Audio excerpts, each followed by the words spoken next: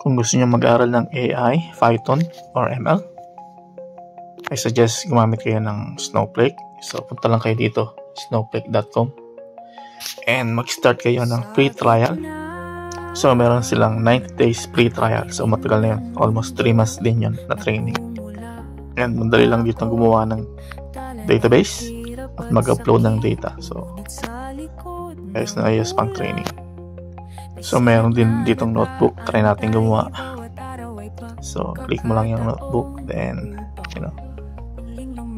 it's your notebook name.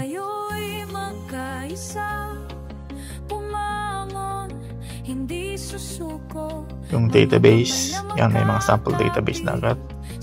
Then, yung schema.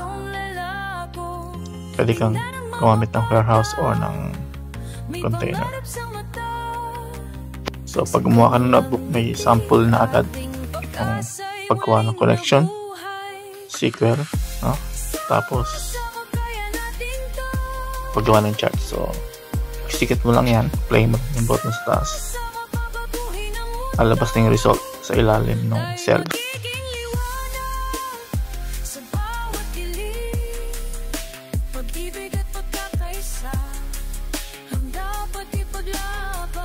Yan, mirroran to. Yan, lumitaw yung table sa baba. So, yan yung result ng query sa taas. And then, ito naman yung Python, paggawa ng chart.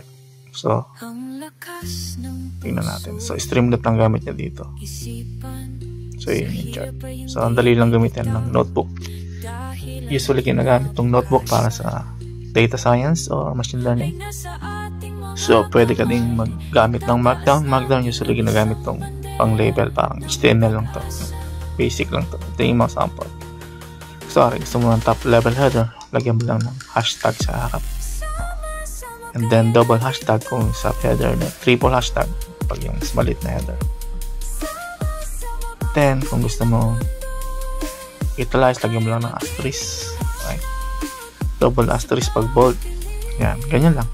So, may mga document naman dito. Gusto ko lang ipakita talaga itong notebook kasi best itong gamitan for training, learning Python, data science, ML, at SQL. Right?